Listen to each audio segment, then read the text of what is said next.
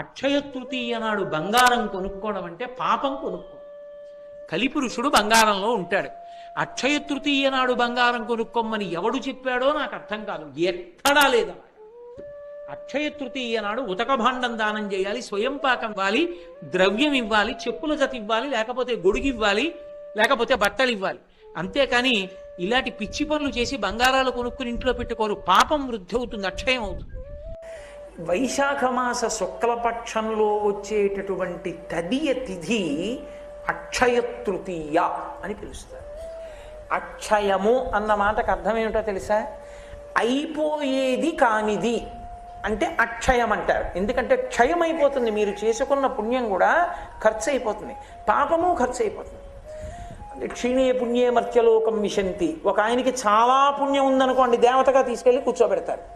ఆయన చాలా కాలం దేవతగా ఉంటే ఏమవుతుంది? యవ్వనంలో ఉండి భోగాలు అనుభవిస్తాడు కాబట్టి పోతుంది ఆ పుణ్యం అంతా. పోతే ఏమవుతాడు? పైనుంచి కింద పడిపోతాడు మళ్ళీ. కాబట్టి పుణ్యము ఖర్చు అయిపోతుంది, పాపము ఖర్చు అయిపోతుంది. దుఃఖాలను అనుభవించేస్తే పాపం పోతుంది. కానీ అసలు మీరు ఎంత ఖర్చు పెట్టుకున్నా కూడా ఖర్చు కానంత పుణ్యం ఎప్పుడు? అక్షయ తృతీయ నాడు మీరు చేసినటువంటి పుణ్యము. లోకంలో పుణ్యం అన్న మాటకు అర్థం ఏంటండి? అన్నిటికన్నా మనిషి కోరుకునేది ఏమిటి? ఏ సుఖాలైనా అనుభవించడానికి ముందు ఏముండాలి? ఇది ఉంటే కదూ.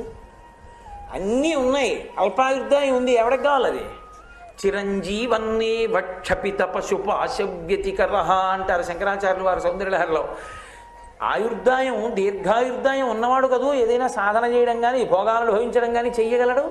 కాబట్టి దీర్ఘాయుర్దాయము కలిగినటువంటి శరీరమును పొందుట అన్న మాటకు అర్థం ఏంటంటే, బ్రతకడం అన్నది దేని వలన సంభవిస్తుందంటే నీటి వలన మాత్రమే సంభవం. అందుకే మీరు చూడండి, అనారోగ్యం పాలైన వాళ్ళు నాకు ఆ ఊళ్ళో నీళ్లు పడలేదండి అంటారు, ఆ ఊళ్ళో నాకు సమోసాలు పడలేదండి అనరు, నీళ్లు పడలేదండి అంటారు. నీరు మనిషిని నిలబెడుతుంది, నీరు మనిషిని పడగొడుతుంది. లోకంలో అన్నీ క్షయమైపోతాయి, కానీ బ్రతకడం అనేటటువంటి మాట దేని ఎందన్వయం అవుతుంది? నీటి వలననే. నీటి వలన బతుకుతాడు మనిషి. ఆ నీరు నీకు లభించకపోతే అంతకన్నా దుఃఖం ఇంకోట్లేదు. అందుకే శోషిత తాళ్ళుడగుచు అంటారు పోతన గారు భాగవతంలో. చాలా దాహం వేసేసి నాలుక పిడచకట్టేసింది అనుకోండి, మనిషి బ్రతికున్నా కూడా ఆలోచన పనిచేయదు, ఇంకా బుద్ధి పనిచేయదు. అమ్మో దాహం అని చెప్పి ఆ నీరు దొరకలేదని ప్రతి వాళ్ళ మీద కోపగిస్తాడు. ఎండి తడిలేని గొంతుక ఎలగడిందా అంటారు పోతన గారు. గొంతు ఎండిపోయి మాట కూడా రాదు, ఆ నీరు దొరకాలి. అందుకే నువ్వు ఏ జన్మలో ఎక్కడ ఏ శరీరంలో ఉండు, భయం లేకుండా నువ్వు హాయిగా కడుపు నిండా నీళ్లు తాగి బతకగలగాలి. అందుకే ఉదక భాండ దానం చేసుకోవాలి. అక్షయ తృతీయ నాడు బంగారం కొనుక్కున్నావు, మంచిదే, నేను కాదన్నావు, అక్షయం అయిపోయింది, ఏం చేస్తావు ఇప్పుడు? బంగారం నిన్నేం రక్షిస్తుంది? నీ జీవుడితో రాదది. నిన్ను నువ్వు రక్షించుకోవాలంటే నీ జీవుడికి పనికొచ్చేది చేసుకోవాలి. అక్షయమైనది ఏది అంటే ఉదక భాండదానం చేస్తారు. ఒక కుండ నిండా నీళ్లు పోసి దాని మీద యాలుకలు గుండ వేసి ఏలా లవంగ ఘనసార సుగంధి తీర్థం దివ్యం వయచ్చరితి హేమ ఘటేషు పూర్ణం అని కదా వెంకటేశ్వర స్వామికి ఇస్తారు. చక్కటి సువాసనా భరితములైనటువంటి చల్లని జలములను కుండతో పట్టుకెళ్ళి బ్రాహ్మణుడికి దానం చేసుకుంటారు. అలాగే ఆ రోజున అనంతమైనటువంటి పుణ్యము నీకు కల్పించి నిన్ను పరమేశ్వరుడి వైపుకి తిప్పగలిగినటువంటివి ఇవ్వాలి. ఏదది? సేవ. కాబట్టి ఆ రోజుల్లో కొంచెం మనుష్యులకి వాతావరణం ప్రతిబంధకంగా ఉంటుంది. విసినికర్రలు పట్టుకెళ్ళి భక్తులకు విసురుతారు. విసిరి ఓ విసినికర్ర ఇస్తారు, అయ్యా విసురుకోండి. ఎప్పుడు ఆయన విసురుకున్నాడు, ఆయన విసురుకుని సంతోషించేటటువంటి ఫలితంలో 4వ వంతు నీ జీవుడి ఖాతాలో అనంతంగా పడుతుంది. ఎందుచేతనంటే దాని ప్రమాణాన్ని పక్కన పెట్టండి, కానీ అసలు మహాలయ పక్షాలు ఎందుకు వచ్చాయో చెప్తారు. ఈ పితృతిథులు రావడానికి కారణంగా ఏమంటారంటే, కర్ణుడు శరీరం విడిచిపెట్టిన తరువాత స్వర్గలోకానికి వెళ్ళాడు. మరి యుద్ధంలో కదా మరణించాడు, స్వర్గానికి వెళ్ళాడు. తీరా స్వర్గానికి వెళ్ళిన తర్వాత ఆయన బంగారం ఉంది, వెండి ఉంది, కిరీటాలు ఉన్నాయి, ముత్యాలు ఉన్నాయి, పగడాలు ఉన్నాయి, వజ్రాలు ఉన్నాయి, అన్నీ ఉన్నాయి. అన్నం నీళ్లు లేవు. ఆయన అన్నాడు, అదేమిటి అవి రెండు ఎందుకు లేవన్నాడు. నువ్వు అవి ఎప్పుడూ ఇవ్వలేదు ఎవరికి, కాబట్టి లేవన్నాడు. ఇవి ఇచ్చావు, ఉన్నాయి అనంతంగా. అంటే ఆయన అన్నాడు, నాకు చెయ్యడానికి ఎవడు లేడు. ఎందుకనంటే మహాభారత సంగ్రామంలో అందరూ చచ్చిపోయిన తర్వాత బ్రాహ్మణులు నిల్చోబెట్టి కృష్ణ భగవానుడు పేర్లు చదివించాడు, ఒక్కొక్కరి పేరు చదివిస్తే నువ్వులు నీళ్లు విడిచిపెట్టారు. వాళ్ళు ఉత్తమ లోకములను పొందుగాక అని ధర్మోదకం, ఆ దాహం తీరడానికి నీళ్లు వదిలేరు. వదిలితే అందరి పేర్లు చదివితే ఒక్కొక్క పేరు చదివితే మావాడే అని ధృతరాష్ట్రుడు తెలివాడు, మావాడే అని ధర్మరాజు తెలివాడు. కర్ణుడు అన్నారు, మావాడు కాడన్నాడు ధృతరాష్ట్రుడు, మావాడు కాడన్నాడు ధర్మరాజు. నువ్వులు నీళ్ళకి నోచుకోనివాడు కర్ణుడు. అప్పుడు ఉండలేకపోయింది ఇంకా కుంతీదేవి, ఏడుస్తూ వచ్చి నిజం చెప్పింది. ఆయన నా పెద్ద కొడుకు ధర్మరాజా, నీ అన్నగారు నువ్వు విడిచిపెట్టావు. ఆయన అన్నాడు, ఎంత తప్పు చేయించావమ్మా, పెద్దవాణ్ణి పడగొట్టించి సింహాసనం నాకు ఇప్పించావు. ఆడదాని నోట రహస్యం దాగడం వల్ల ఇంత ఉపద్రవం జరిగింది కాబట్టి ఆడదాని నోట నువ్వు గింజ నానినంతసేపు నిజము నిలబడకుండుగాక అన్నవారు. కాబట్టి నువ్వులు నీళ్ళకి నోచుకోలేదు కర్ణుడు. ఆయన అన్నాడు, మహానుభావుడు, నేను కిందకెళ్ళి ఉపకారం చేసుకుని వస్తాను, నాకు కొద్దిగా సమయం ఇమ్మన్నాడు. ఆయన యొక్క దానగుణాన్ని చూసి అనుగ్రహించాడంటారు యమధర్మరాజు గారు. అప్పుడు కిందకొచ్చి ఆయన ఒక 15 రోజుల పాటు ఉండి చలివేంద్రాలు పెట్టి అన్నశాలలు పెట్టి నీళ్ళిచ్చి అన్నం పెట్టి మళ్ళీ వెళ్ళిపోయాడు. వెళ్ళిపోయినప్పుడు యమధర్మరాజు గారు, నువ్వు ఇచ్చావు కాబట్టి ఇప్పుడు నీకు ఇస్తున్నాను అన్నాడు. అంటే ఆయన అన్నాడు, చేసుకోకుండా వెళ్ళిపోయిన వాడిని నేనే కాదు చాలామంది ఉన్నారు ఈ లోకంలో, వాళ్ళందరూ కూడా వెళ్ళిపోయిన తర్వాత బాధపడాలిగా. అందుకని ఒక్క ఉపకారం చేయి, ఏ 15 రోజులు నేను శరీరం విడిచిపెట్టిన తర్వాత కూడా భూమండలం మీదకి వచ్చి ఉపకారం చేసుకున్నానో నాకు నేను, అలా ఈ పితృపక్షం అంతటి కాలంలో ఈ 15 రోజుల్లో ఏ తిథి నాడు ఏ బంధువులు శరీరాన్ని విడిచిపెట్టారో వాళ్ళ పేరు చెప్పి ఆ రోజున కొడుకులు కానీ మనవలు కానీ మునిమనవలు కానీ ఏదైనా ఒక ఉపకారం చేస్తే, ఒక దానం చేస్తే అది వాళ్ళ ఖాతాలో పడేటట్టుగా అనుగ్రహిస్తానన్నాడు. తల్లి కాని తండ్రి కాని పెదనాయన కాని పినతండ్రి కాని తాతగారు కాని ముత్తాతగారు కాని పడిపోయిన తిథి తెలియకపోతే, అలా తెలియనప్పుడు మహళయపక్షం అమావాస్య నాడు పెట్టేసిందన్నారు. అందుకే దానికి మహళయ అమావాస్య అని పేరు. అసలు అమావాస్య నాడు మధ్యాహ్నం 12 గంటలకే పితృదేవతలు వచ్చి గుమ్మం ముందు నిలబడతారు నీళ్ల కోసం.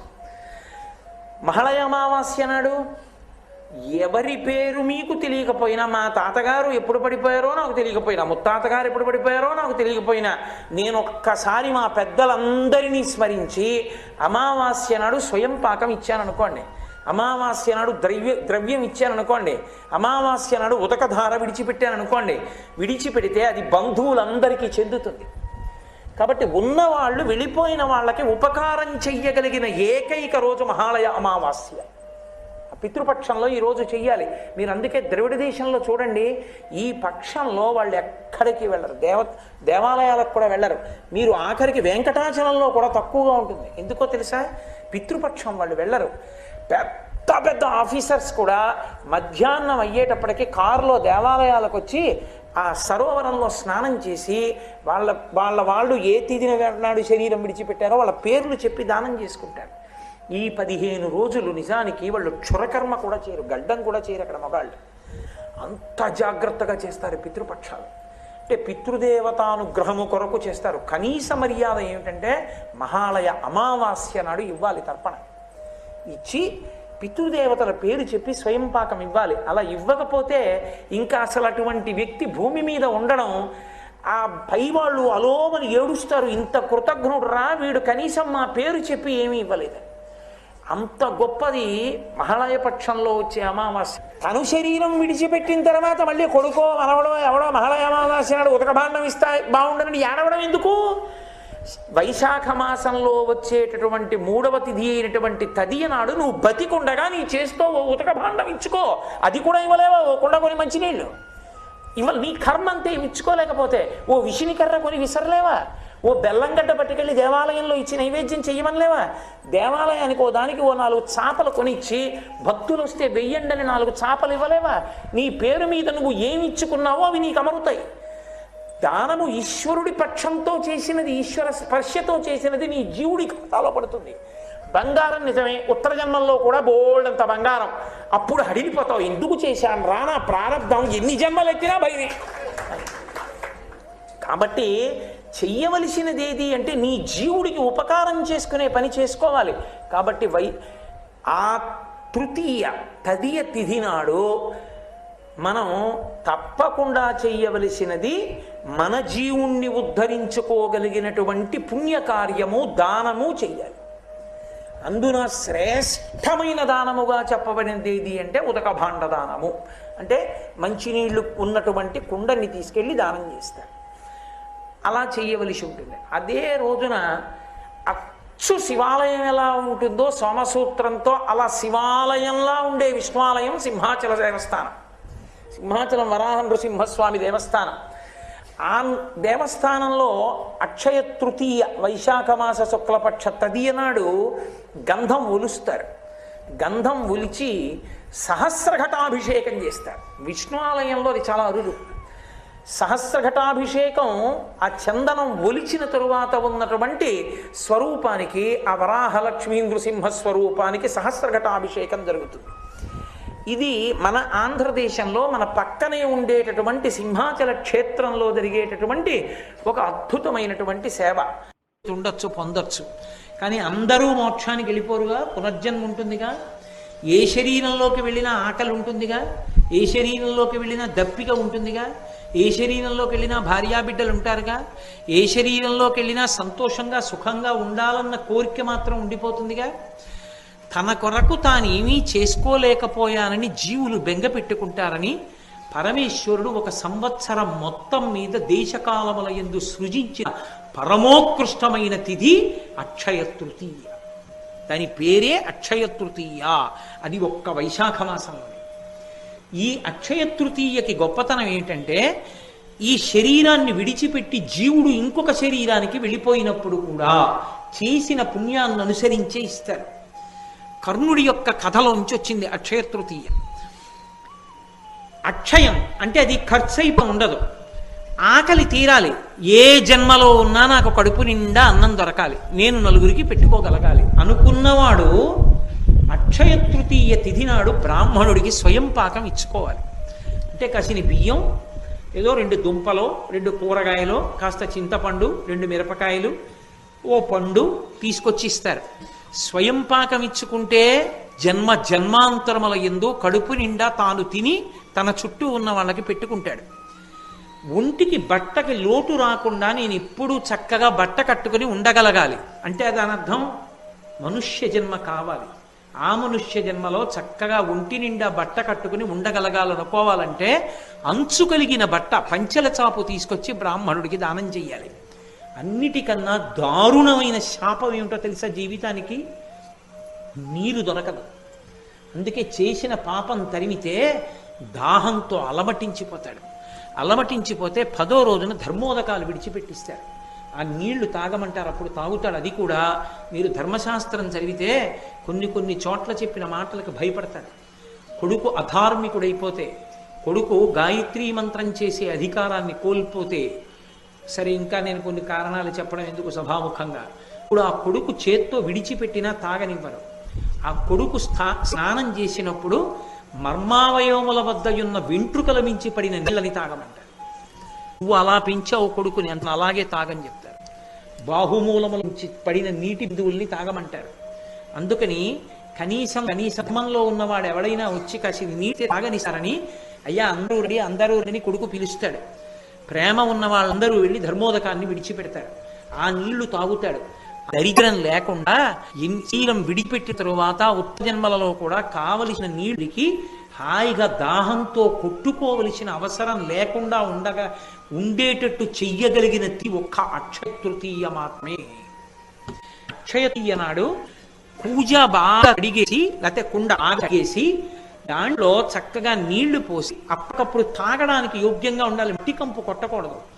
నీళ్లు పోసి అవకాశం ఉంటే అందులో కాస్త యాలగుండ వంటిది కొద్దిగా కర్పూరం కలిపి ఆ ఉదక భాండం అంటారు, ఆ నీటి పాత్రని తీసుకొచ్చి ఆ కూజానో కుండనో మనుడికి దక్షిణతో దానం చేస్తారు.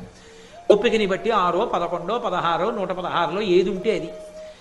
దాని చేత ఆకలి దప్పిక తీరుతాయి. ఇంకా విశేష ఫలితాలు ఏవి అంటే కాలం కాబట్టి చెప్పులు ఇస్తారు, గొడుగు ఇస్తారు, ద్రవ్యారు. అక్షయ తృతీయ నాడు తప్పకుండా దానం చేసుకోవాలి. అది కూడా నేను మీతో ఒక మాట చెప్తున్నాను. భర్త వచ్చి దానం చేస్తే కానీ ప్రయత్నపూర్వకంగా స్వామి అయిన స్త్రీ, ఐదోతనం ఉన్నటువంటి ఆడవాళ్ళు భర్తతో కలిసి వచ్చి చక్కగా బ్రాహ్మణుడికి ఇచ్చేటప్పుడు అథవా 2 జాకెట్టు బట్టలు పెట్టి అందులో పసుపు కుంకాలు పెట్టి ఇచ్చుకుంటే, ఇవ్వగలిగో చీర ఇస్తే మంచిది. గాజులు పసుపు కుంకం ఇచ్చుకుంటే జన్మ జన్మాంతరములకు యోగ్యమైన భర్తతో సువాసినిత్వాన్ని పొందుతారు. అక్షయం కదండి, అది ఖర్చు అయ్యేది కాదు. కాబట్టి రేపటి తిథిని జార విడుచుకుంటే అంతకన్నా మూర్ఖత్వం ఇంకోట్లేదు. అక్షయ తృతీయ నాడు బంగారం కొనుక్కోవడం అంటే పాపం కొనుక్కోవడం. కలిపురుషుడు బంగారంలో ఉంటాడు.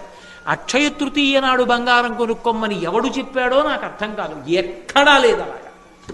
అక్షయ తృతీయ నాడు ఉతక భాండం దానం చేయాలి, స్వయం పాకం ఇవ్వాలి, ద్రవ్యం ఇవ్వాలి, చెప్పుల జత ఇవ్వాలి, లేకపోతే గొడుగు ఇవ్వాలి, లేకపోతే బట్టలు ఇవ్వాలి. అంతేకాని ఇలాంటి పిచ్చి పనులు చేసి బంగారాలు కొనుక్కుని ఇంట్లో పెట్టుకోరు. పాపం వృద్ధి అవుతుంది, అక్షయం అవుతుంది. వైశాఖ మాసం, 2వ మాసం వైశాఖ మాసం. సంస్కృతంలో చైత్రమాసాన్ని మధుమాసము అంటారు. ఈ 2వ మాసమైనటువంటి వైశాఖ మాసాన్ని మాధవ మాసము అని పిలుస్తారు. వైశాఖ మాస శుక్లపక్షంలో వచ్చేటటువంటి తదియ తిథి అక్షయ తృతీయ అని పిలుస్తారు. అక్షయము అన్న మాటకు అర్థం ఏమిటో తెలుసా? అయిపోయేది కానిది అంటే అక్షయం అంటారు. ఎందుకంటే క్షయం అయిపోతుంది, మీరు చేసుకున్న పుణ్యం కూడా ఖర్చు అయిపోతుంది, పాపము ఖర్చు అయిపోతుంది. క్షీణే పుణ్యే మర్త్యలోకం విశంతి. ఒక ఆయనకి చాలా పుణ్యం ఉందనుకోండి, దేవతగా తీసుకెళ్ళి కూర్చోబెడతారు. ఆయన చాలా కాలం దేవతగా ఉంటే ఏమవుతుంది? యవ్వనంలో ఉండి భోగాలు అనుభవిస్తాడు కాబట్టి పోతుంది ఆ పుణ్యం అంతా. పోతే ఏమవుతాడు? పైనుంచి కింద పడిపోతాడు మళ్ళీ. కాబట్టి పుణ్యము ఖర్చు అయిపోతుంది, పాపము ఖర్చు అయిపోతుంది. దుఃఖాన్ని అనుభవించేస్తే పాపం పోతుంది. కానీ అసలు మీరు ఎంత ఖర్చు పెట్టుకున్నా కూడా ఖర్చు కానంత పుణ్యం ఎప్పుడు? అక్షయ తృతీయ నాడు మీరు చేసినటువంటి పుణ్యము. లోకంలో పుణ్యం అన్న మాటకు అర్థం ఏంటండి?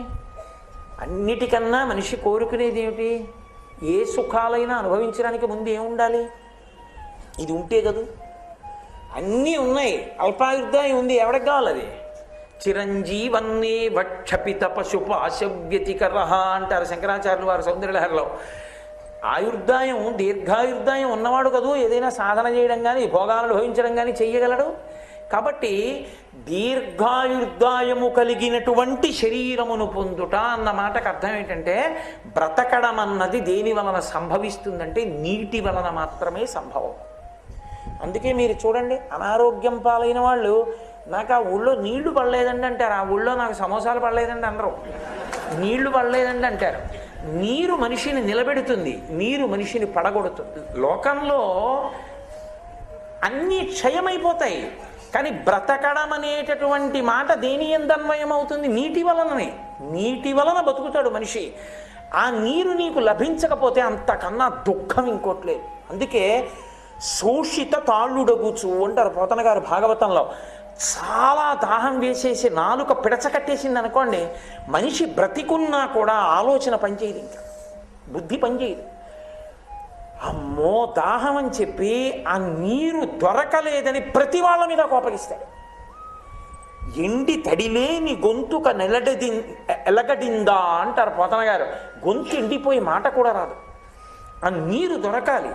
అందుకే నువ్వు ఏ జన్మలో ఎక్కడ ఏ శరీరంలో ఉండు భయం లేకుండా నువ్వు హాయిగా కడుపు నిండా నీళ్లు తాగి బతకగలగాలి.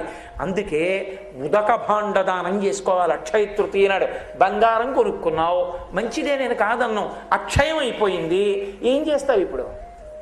బంగారం నిన్నేం రక్షిస్తుంది? నీ జీవుడితో రాదది.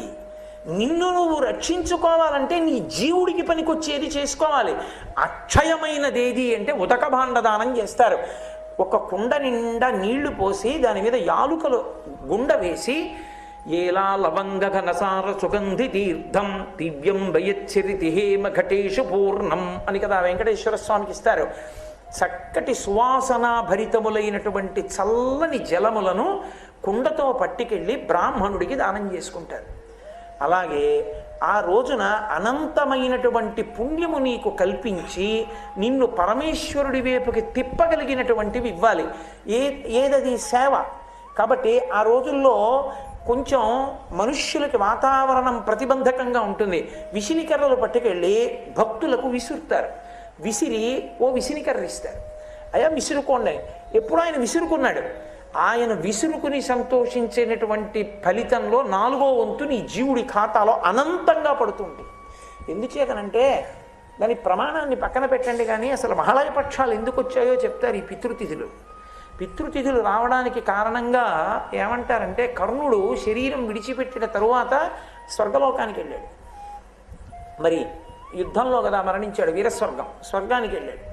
తీరా స్వర్గానికి వెళ్ళిన తర్వాత ఆయన బంగారం ఉంది, వెండి ఉంది, కిరీటాలు ఉన్నాయి, ముత్యాలు ఉన్నాయి, పగడాలు ఉన్నాయి, వజ్రాలు ఉన్నాయి, అన్నీ ఉన్నాయి. అన్నం నీళ్లు లేవు. ఆయన అన్నాడు, అదేమిటి అవి రెండు ఎందుకు లేవు అన్నాడు. నువ్వు అవి ఎప్పుడూ ఇవ్వలేదు ఎవరికి, కాబట్టి లేవన్నాడు. ఇవి ఇచ్చావు, ఉన్నాయి అనంతంగా. అంటే ఆయన అన్నాడు, నాకు చెయ్యడానికి ఎవడు లేడు.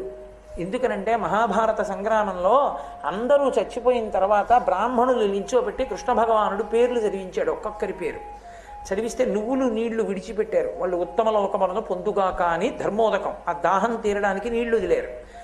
వదిలితే అందరి పేర్లు చదివితే ఒక్కొక్క పేరు చదివితే మావాడే అని ధృతరాష్ట్రుడు వదిలేవాడు, మావాడే అని ధర్మరాజు వదిలేవాడు. కర్ణుడు అన్నారు, మావాడు కాడన్నాడు ధృతరాష్ట్రుడు, మావాడు కాడన్నాడు ధర్మరాజు. నువ్వులు నీళ్ళకి నోచుకోనివాడు కర్ణుడు. అప్పుడు ఉండలేకపోయింది ఇంకా కుంతీదేవి, ఏడుస్తూ వచ్చి నిజం చెప్పింది. ఆయన నా పెద్ద కొడుకు ధర్మరాజా, నీ అన్నగారు నువ్వు విడిచిపెట్టావు. ఆయన అన్నాడు, ఎంత తప్పు చేయించావమ్మా, పెద్దవాణ్ణి పడగొట్టించి సింహాసనం నాకు ఇప్పించావు. ఆడదాని నోట రహస్యం దాగడం వల్ల ఇంత ఉపద్రవం జరిగింది కాబట్టి ఆడదాని నోట నువ్వు గింజ నానినంతసేపు నిజము నిలబడకుండుగాక అన్నారు. కాబట్టి నువ్వులు నీళ్ళకి నోచుకోలేదు కర్ణుడు. ఆయన అన్నాడు, మహానుభావుడు, నేను కిందకెళ్ళి ఉపకారం చేసుకొని వస్తాను, నాకు కొద్దిగా సమయం ఇమ్మన్నాడు. ఆయన యొక్క దానగుణాన్ని చూసి అనుగ్రహించాడంటారు యమధర్మరాజు గారు. అప్పుడు కిందకొచ్చి ఆయన ఒక 15 రోజుల పాటు ఉండి చలివేంద్రాలు పెట్టి అన్నశాలలు పెట్టి నీళ్ళిచ్చి అన్నం పెట్టి మళ్ళీ వెళ్ళిపోయాడు. వెళ్ళిపోయినప్పుడు యమధర్మరాజు గారు, నువ్వు ఇచ్చావు కాబట్టి ఇప్పుడు నీకు ఇస్తున్నాను అన్నాడు. అంటే ఆయన అన్నాడు, చేసుకోకుండా వెళ్ళిపోయిన వాడిని నేనే కాదు చాలామంది ఉన్నారు ఈ లోకంలో, వాళ్ళందరూ కూడా వెళ్ళిపోయిన తర్వాత బాధపడాలిగా. అందుకని ఒక్క ఉపకారం చేయి. ఏ 15 రోజులు నేను శరీరం విడిచిపెట్టిన తర్వాత కూడా భూమండలం మీదకి వచ్చి ఉపకారం చేసుకున్నానో నాకు నేను, అలా ఈ పితృపక్షం అంతటి కాలంలో ఈ 15 రోజుల్లో ఏ తిథి నాడు ఏ బంధువులు శరీరాన్ని విడిచిపెట్టారో వాళ్ళ పేరు చెప్పి ఆ రోజున కొడుకులు కానీ మనవలు కానీ మునిమనవలు కానీ ఏదైనా ఒక ఉపకారం చేస్తే, ఒక దానం చేస్తే అది వాళ్ళ ఖాతాలో పడేటట్టుగా అనుగ్రహిస్తానన్నాడు. తల్లి కాని తండ్రి కాని పెదనాయన కాని పినతండ్రి కాని తాతగారు కాని ముత్తాతగారు కాని పడిపోయిన తిథి తెలియకపోతే, అలా తెలియనప్పుడు మహళయపక్షం అమావాస్య నాడు పెట్టేసిందన్నారు. అందుకే దానికి మహళయామావాస్య అని పేరు. అసలు అమావాస్య నాడు మధ్యాహ్నం 12 గంటలకే పితృదేవతలు వచ్చి గుమ్మం ముందు నిలబడతారు నీళ్ల కోసం. మహళయామావాస్య నాడు ఎవరి పేరు మీకు తెలియకపోయినా, మా తాతగారు ఎప్పుడు పడిపోయారో నాకు తెలియకపోయినా, ముత్తాతగారు ఎప్పుడు పడిపోయారో నాకు తెలియకపోయినా, నేను ఒక్కసారి మా పెద్దలందరినీ స్మరించి అమావాస్య నాడు స్వయం పాకం ఇచ్చాననుకోండి, అమావాస్య నాడు ద్రవ్యం ఇచ్చాననుకోండి, అమావాస్య నాడు ఉదకధార విడిచిపెట్టాననుకోండి, విడిచిపెడితే అది బంధువులందరికీ చెందుతుంది. కాబట్టి ఉన్నవాళ్ళు వెళ్ళిపోయిన వాళ్ళకి ఉపకారం చెయ్యగలిగిన ఏకైక రోజు మహాలయ అమావాస్య. పితృపక్షంలో ఈరోజు చెయ్యాలి. మీరు అందుకే ద్రవిడ దేశంలో చూడండి, ఈ పక్షంలో వాళ్ళు ఎక్కడికి వెళ్ళరు, దేవాలయాలకు కూడా వెళ్ళరు. మీరు ఆఖరికి వెంకటాచలంలో కూడా తక్కువగా ఉంటుంది. ఎందుకో తెలుసా? పితృపక్షం వాళ్ళు వెళ్ళరు. పెద్ద పెద్ద ఆఫీసర్స్ కూడా మధ్యాహ్నం అయ్యేటప్పటికీ కారులో దేవాలయాలకు వచ్చి ఆ సరోవరంలో స్నానం చేసి వాళ్ళు ఏ తిథిన నాడు శరీరం విడిచిపెట్టారో వాళ్ళ పేర్లు చెప్పి దానం చేసుకుంటారు. ఈ 15 రోజులు నిజానికి వాళ్ళు క్షురకర్మ కూడా చేయరు, గడ్డం కూడా చేయరు అక్కడ మగాళ్ళు. అంత జాగ్రత్తగా చేస్తారు పితృపక్షాలు. అంటే పితృదేవతానుగ్రహము కొరకు చేస్తారు. కనీస మర్యాద ఏమిటంటే మహాలయ అమావాస్య నాడు ఇవ్వాలి తర్పణ. ఇచ్చి పితృదేవతల పేరు చెప్పి స్వయం పాకం ఇవ్వాలి. అలా ఇవ్వకపోతే ఇంకా అసలు అటువంటి వ్యక్తి భూమి మీద ఉండడం, ఆ పైవాళ్ళు అలోమని ఏడుస్తారు, ఇంత కృతజ్ఞుడు రా వీడు కనీసం మా పేరు చెప్పి ఏమీ ఇవ్వలేదు. అంత గొప్పది మహాలయ పక్షంలో వచ్చే అమావాస్య. తను శరీరం విడిచిపెట్టిన తర్వాత మళ్ళీ కొడుకో మనవడో ఎవడో మహాలయ అమావాస్య నాడు ఉతకభాండం ఇస్తా బాగుండదని ఏడవడం ఎందుకు? వైశాఖ మాసంలో వచ్చేటటువంటి 3వ తిథి అయినటువంటి తదియ నాడు నువ్వు బతికుండగా నీ చేస్తూ ఓ ఉతకభాండం ఇచ్చుకో. అది కూడా ఇవ్వలేవా? ఓ కుండ కొని మంచినీళ్ళు ఇవ్వాలి. నీ కర్మ అంతే ఇచ్చుకోలేకపోతే ఓ విషినికర్ర కొని విసరలేవా? ఓ బెల్లంగడ్డ పట్టుకెళ్ళి దేవాలయంలో ఇచ్చి నైవేద్యం చెయ్యమనిలేవా? దేవాలయానికి ఓ దానికి ఓ 4 చాపలు కొనిచ్చి భక్తులు వస్తే వెయ్యండని 4 చాపలు ఇవ్వలేవా? నీ పేరు మీద నువ్వు ఏమి ఇచ్చుకున్నావో అవి నీకు అమరుతాయి. దానము ఈశ్వరుడి పక్షంతో చేసినది, ఈశ్వర స్పర్శతో చేసినది నీ జీవుడి ఖాతాలో పడుతుంది. బంగారం నిజమే, ఉత్తర జన్మల్లో కూడా బోల్డంత బంగారం. అప్పుడు హడిలిపోతావు, ఎందుకు చేశాను రానా ప్రారంధం, ఎన్ని జన్మలు ఎత్తినా భయమే. కాబట్టి చెయ్యవలసినది ఏది అంటే నీ జీవుడికి ఉపకారం చేసుకునే పని చేసుకోవాలి. కాబట్టి ఆ తృతీయ తదియ తిథి నాడు మనం తప్పకుండా చెయ్యవలసినది మన జీవుణ్ణి ఉద్ధరించుకోగలిగినటువంటి పుణ్యకార్యము, దానము చెయ్యాలి. అందున శ్రేష్టమైన దానముగా చెప్పబడినది ఏది అంటే ఉదకభాండ దానము. అంటే మంచినీళ్లు ఉన్నటువంటి కుండని తీసుకెళ్ళి దానం చేస్తారు. అలా చేయవలసి ఉంటుంది. అదే రోజున అచ్చు శివాలయం ఎలా ఉంటుందో సోమసూత్రంతో అలా శివాలయంలా ఉండే విష్ణువాలయం సింహాచల దేవస్థానం, సింహాచలం వరాహ నృసింహస్వామి దేవస్థానం. ఆ దేవస్థానంలో అక్షయ తృతీయ వైశాఖ మాస శుక్లపక్ష తదియ నాడు గంధం ఒలుస్తారు. గంధం ఒలిచి సహస్రఘటాభిషేకం చేస్తారు. విష్ణు ఆలయంలో అది చాలా అరుదు. సహస్రఘటాభిషేకం ఆ చందనం ఒలిచిన తరువాత ఉన్నటువంటి స్వరూపానికి, ఆ వరాహలక్ష్మీ నృసింహ స్వరూపానికి సహస్రఘటాభిషేకం జరుగుతుంది. ఇది మన ఆంధ్రదేశంలో మన పక్కనే ఉండేటటువంటి సింహాచల క్షేత్రంలో జరిగేటటువంటి ఒక అద్భుతమైనటువంటి సేవ. ఉండొచ్చు, పొందొచ్చు, కానీ అందరూ మోక్షానికి వెళ్ళిపోరుగా. పునర్జన్మ ఉంటుందిగా. ఏ శరీరంలోకి వెళ్ళినా ఆకలి ఉంటుందిగా, ఏ శరీరంలోకి వెళ్ళినా దప్పిక ఉంటుందిగా, ఏ శరీరంలోకి వెళ్ళినా భార్యాబిడ్డలు ఉంటారుగా, ఏ శరీరంలోకి వెళ్ళినా సంతోషంగా సుఖంగా ఉండాలన్న కోరిక మాత్రం ఉండిపోతుందిగా. తన కొరకు తానేమీ చేసుకోలేకపోయానని జీవులు బెంగ పెట్టుకుంటారని పరమేశ్వరుడు 1 సంవత్సరం మొత్తం మీద దేశకాలముల యందు సృజించిన పరమోత్కృష్టమైన తిథి అక్షయ తృతీయ. దాని పేరే అక్షయ తృతీయ. అది ఒక్క వైశాఖ మాసంలోనే. ఈ అక్షయ తృతీయకి గొప్పతనం ఏంటంటే, ఈ శరీరాన్ని విడిచిపెట్టి జీవుడు ఇంకొక శరీరానికి వెళ్ళిపోయినప్పుడు కూడా చేసిన పుణ్యాన్ని అనుసరించే ఇస్తారు. కర్ణుడి యొక్క కథలోంచి వచ్చింది అక్షయ తృతీయ. అక్షయం అంటే అది ఖర్చు అయిపోయి ఉండదు. ఆకలి తీరాలి. ఏ జన్మలో ఉన్నా నాకు కడుపు నిండా అన్నం దొరకాలి, నేను నలుగురికి పెట్టుకోగలగాలి అనుకున్నవాడు అక్షయ తృతీయ తిథి నాడు బ్రాహ్మణుడికి స్వయం పాకం ఇచ్చుకోవాలి. అంటే కసిని బియ్యం, ఏదో 2 దుంపలో, 2 కూరగాయలో, కాస్త చింతపండు, 2 మిరపకాయలు, ఓ పండు తీసుకొచ్చి ఇస్తారు. స్వయం పాకం ఇచ్చుకుంటే జన్మాంతరముల యందు కడుపు నిండా తాను తిని తన చుట్టూ ఉన్న వాళ్ళకి పెట్టుకుంటాడు. ఒంటికి బట్టకి లోటు రాకుండా నేను ఎప్పుడూ చక్కగా బట్ట కట్టుకుని ఉండగలగాలి అంటే దాని అర్థం మనుష్య జన్మ కావాలి. ఆ మనుష్య జన్మలో చక్కగా ఒంటి నిండా బట్ట కట్టుకుని ఉండగలగాలనుకోవాలంటే అంచు కలిగిన బట్ట, పంచెల చాపు తీసుకొచ్చి బ్రాహ్మణుడికి దానం చెయ్యాలి. అన్నిటికన్నా దారుణమైన శాపం ఏమిటో తెలుసా? జీవితానికి నీరు దొరకదు. అందుకే చేసిన పాపం తరిమితే దాహంతో అలమటించిపోతాడు. అలమటించిపోతే 10వ రోజున ధర్మోదకాలు విడిచిపెట్టిస్తారు. ఆ నీళ్లు తాగమంటారు, అప్పుడు తాగుతాడు. అది కూడా మీరు ధర్మశాస్త్రం చదివితే కొన్ని చోట్ల చెప్పిన మాటలకు భయపడతాడు. కొడుకు అధార్మికుడైపోతే, కొడుకు గాయత్రీ మంత్రం చేసే అధికారాన్ని కోల్పోతే, సరే ఇంకా నేను కొన్ని కారణాలు చెప్పడం ఎందుకు సభాముఖంగా, ఇప్పుడు ఆ కొడుకు చేత్తో విడిచిపెట్టినా తాగనివ్వరు. ఆ కొడుకు స్నానం చేసినప్పుడు మర్మావయవముల వద్ద ఉన్న వెంట్రుకల మించి పడిన నీళ్ళని తాగమంటారు. నువ్వు అలా పెంచావు కొడుకుని అంత అలాగే తాగని చెప్తారు. బాహుమూలముల నుంచి పడిన నీటి బిందువుల్ని తాగమంటారు.